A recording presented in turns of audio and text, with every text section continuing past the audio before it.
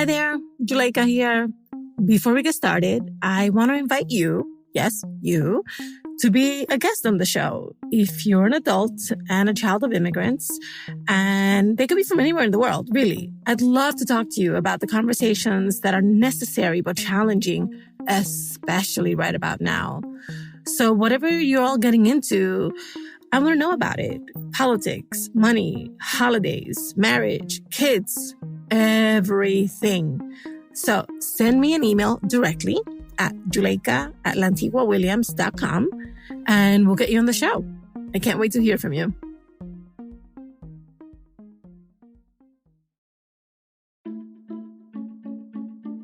Hey everybody, Juleyka here. Today, I'm asking you to indulge me because we have a really special guest, someone I basically fangirl. But there's a reason that I brought her on the show. She is Dessa. She's a rapper and writer based in Minnesota. And to me, she's basically an artist who defies easy categories. I mean, she's performed at Lollapalooza and Glastonbury, but also made compositions for a 100-voice choir. And she's also performed her original music with the Minnesota Orchestra. On the other hand, she's in the Billboard Top 200 and she has a song on the Hamilton mixtape. I mean, seriously, talk about range. So I wanted to introduce you to her if you don't know about her already. And she's a special friend of the show. She actually has listened to the show. And she's Puerto Rican. So, she fits right in with the bunch of us. I'm so excited that she's here today because she's now joining the ranks of podcasts with her very own podcast called Deeply Human. Here's the trailer.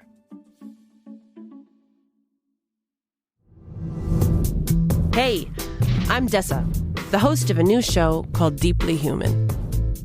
I normally make my living as a musician and a writer, but I've always been a science fiend, fascinated by the hidden motors that drive human experience and behavior. Why do we get déjà vu? Why are we so attracted to symmetrical faces? Why do we listen to music that makes us sad? Why is the female orgasm still such a total mystery to sex researchers? Somehow, I have landed a very fancy podcast.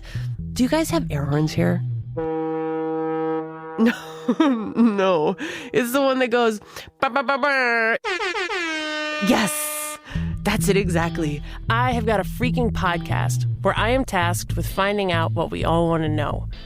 Why do you do what you do? There will be romance and flesh wounds, contagious laughter, and chilling hallucinations.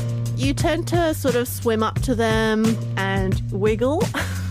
And I said, trust me, God does not want me to walk on fire. Why aren't you Beyonce? She has the same 24 hours you do. The socks stay on, and I don't know what you can do to get somebody's socks off.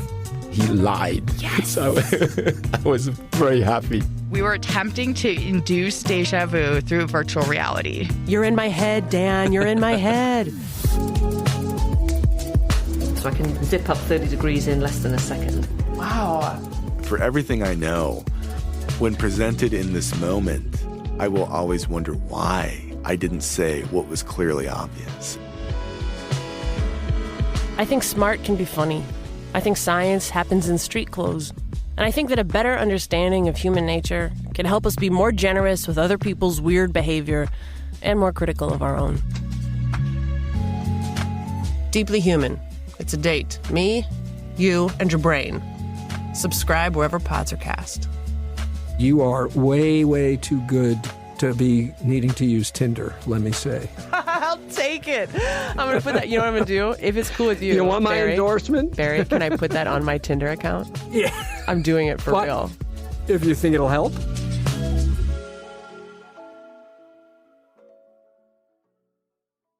So I really like the premise of Deeply Human. And I really like that it's Dessa who's leading us through these sort of amorphous investigations. Because there's a few things you should know about her. One, she's wicked smart, as people in Boston might say. And two, she really likes to play around with big ideas and big concepts. And three, she's not afraid of a little experimentation. Let's get into it. Why are you such a science geek? So I've been into science, I think, since I was like a kid. And in some ways, I feel like it might be trying to answer the question, like, how come you like chocolate? Like, just because elementally I really dig it. It's always been interesting to me. But I think in part it's also just because it helps like understand the way that the world is built, you know? And I was very much a kid who who asked questions and who talked a lot when she was little. You know, my mom used to joke that her ears would bleed after a conversation with me when I was like a toddler. So I think that question, like, why?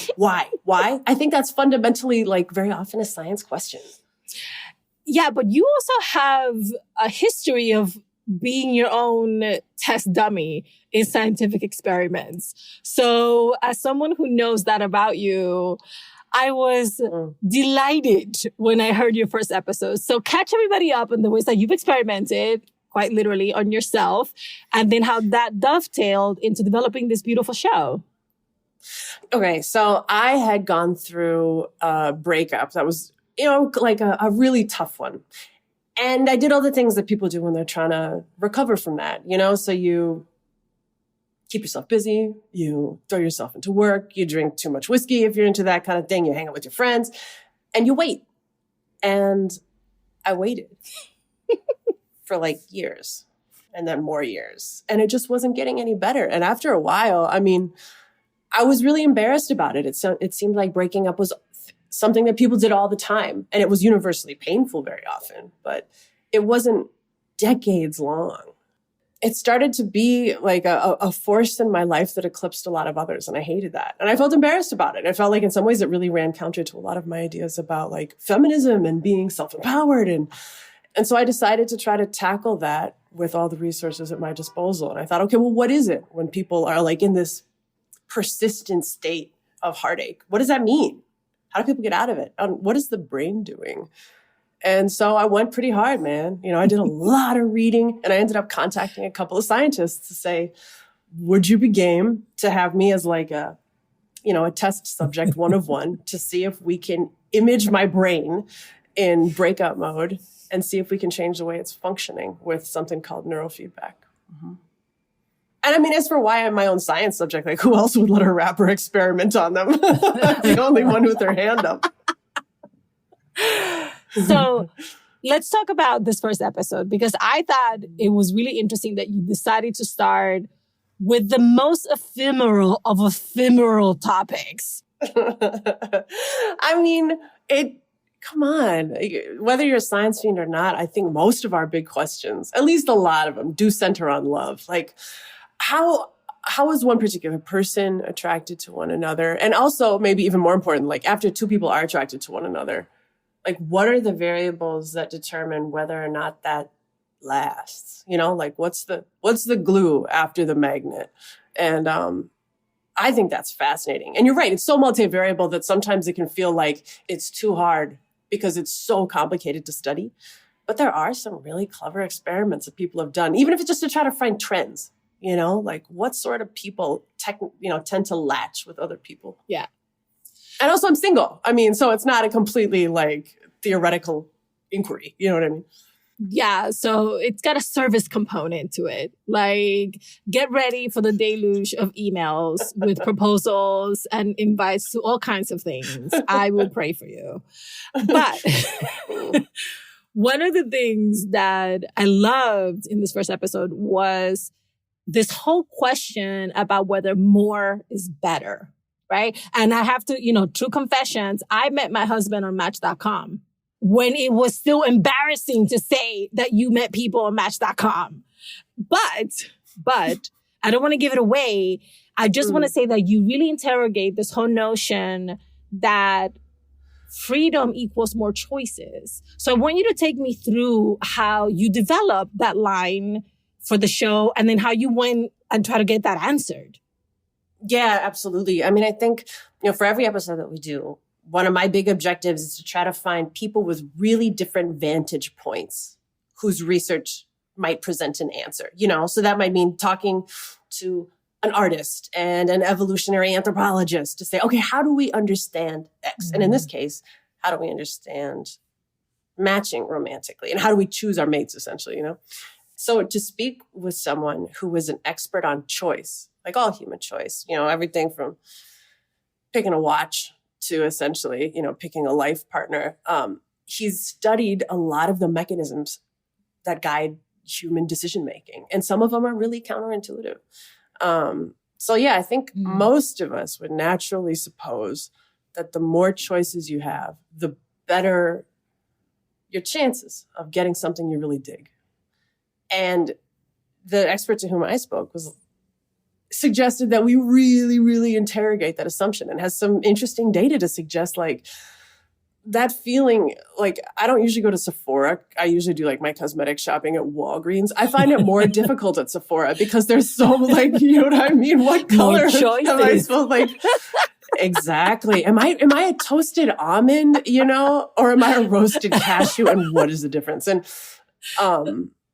so there can be this sort of like decision paralysis that I think we've all experienced in some small way, but also the idea of like the cost of the deliberation itself, standing there, burning calories, freaking out that you might not get the right thing, whatever that means, whether that's, blush or a date on Friday. Like you can sort of mess with your standards and just take up a bunch of time. I think a lot of people who are single have spent a lot of time swiping that hasn't resulted in a lot of human companionship. You know what I mean? A lot of time choosing and not a lot of time getting. You take this experimentation to like a very brave level because you get your mom involved. And I have to say, I don't have the cojones to do that. I just don't. How did that idea happen? And then what did you learn by sort of having her be part of your experiment? Okay, so for the show overall, I'm really eager to connect the kind of research that we discuss to our actual lived lives. I think too often science is sort of like relegated to these imagined spaces where mostly white dudes in white coats like mix things in beakers. And I'm like way more interested in trying to figure out how current research could actually make our lived lives better. You know what I mean? So how does what is happening inform the decision that I might make on any given Tuesday afternoon? And so with the dating stuff, I mean, I think I was eager to have like the real conversations that you'd actually have. Some of those with my mom. I mean, obviously I'm not like sharing all the details of my romantic life with my mother, but also to talk to her about like generationally, how ideas have changed. Obviously they've changed a bunch. And she actually met her man on like a newspaper, classified ad, which was essentially like internet dating before the internet. What? And yes. And my father also met his wife on the internet. So trading notes with like a woman I trust, but also a woman who could kind of speak with a different generational vantage point, and who knows me, obviously, and who can giggle and, and tease with me on a microphone. So, yeah. So what are some of the big questions that you're asking for the rest of the season? And if you can share maybe one weird, interesting adventure that you went on as you sought out these answers. So I've always been really interested in like very highly subjective experiences. So, like when, like, I don't know, like teenagers when they're high are going like, what if red isn't the same for you if it is for me? Those kind of questions about like, how do our consciousnesses compare? And so I got to speak to this woman who has deja vu in a way that is probably really, really different than you experienced deja vu. It was super different than the way that I experienced it.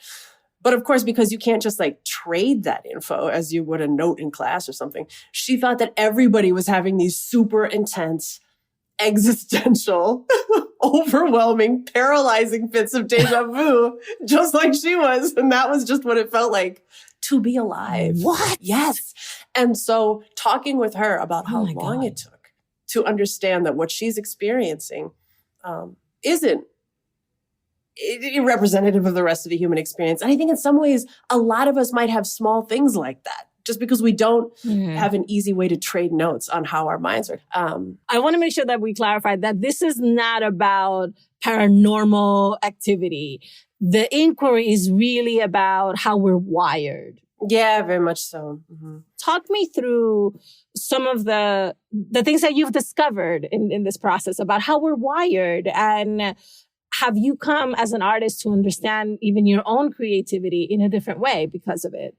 Yeah, it's a good distinction. You know, part of what I wanted to do was to try to find the dovetail intersection of really rigorous science, but also with really rigorous artistic storytelling. Because I think sometimes, you know, there's this partition between those two fields now, where it's like science is always very serious and smart things are always serious. Poetry is not hilarious. Poetry is serious.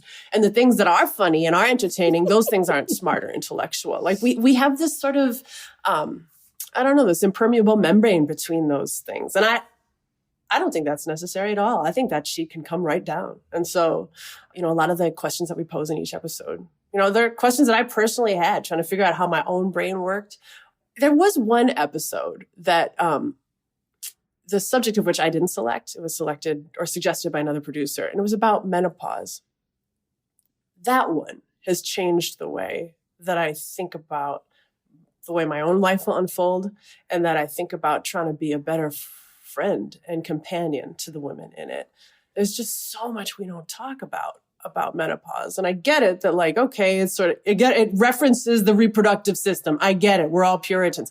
But like, people are experiencing these huge, enormous parts of their lives that they're just not allowed to talk about in public. That's ridiculous. That's just dumb. And it's an uncharitable way to build a culture. It's stupid. And I like listening to women talk about, it was fascinating to me about the way that they could, metacognition, essentially, the way that they could feel their brains working differently, how the thoughts unfolded in different ways, how they maneuvered differently through the world was fascinating to me. Yeah. Wow. And also we have a lot in common with whales with menopause, which I hadn't anticipated. Okay, don't give that away. That's just too good a teaser. I'm obviously going to be listening, but what do you hope your listener, and I ask this of all creators when they're making things for other people, which as much as you enjoy this process, you're making this for other people. So what do you want the listener to take away and come back for as they listen episode to episode? Okay, so I would say like maybe one little thing and one big thing. The little thing would be, I'm always a fan of shows or books where you feel like you are snipping out a little excerpt to win your next like cocktail party. Like, oh, this is going to play. You know, like this is a great little anecdote, or this is a great little factoid. I am going to crush it. Like, I like that. And then the bigger one would be, I know this sounds, I guess this might sound sentimental or cheesy, but I honestly believe that the truth does its own work. Like telling true stories will resonate differently with the people who hear them because we all have different experiences. But I really do trust like true stories and solid research will help us be more compassionate people, to understand what confuses us about the behavior we see around us, both in the people we love and in the people that we don't love at all. Like a more compassionate understanding of the world. Tell us where we can listen. Tell us how we can listen, etc. So the podcast, again, is called Deeply Human, and it comes out every week. You can find it wherever pods are cast. And also, I'll just say, as a listener to the show, I call my mother Ma, and I call my dad Dad until his father died. And then I started calling him Pop because that was the word that he'd used for his own father. Oh, that's so sweet. That's really sweet. Thank you for adding that. You are amazing. You know that I'm your biggest fan. So thank you so much for coming on our show. Thanks for having me. You can find Deeply Human everywhere you listen to podcasts. So wherever you listen to us, you can listen to Deeply Human. The first episode is already out.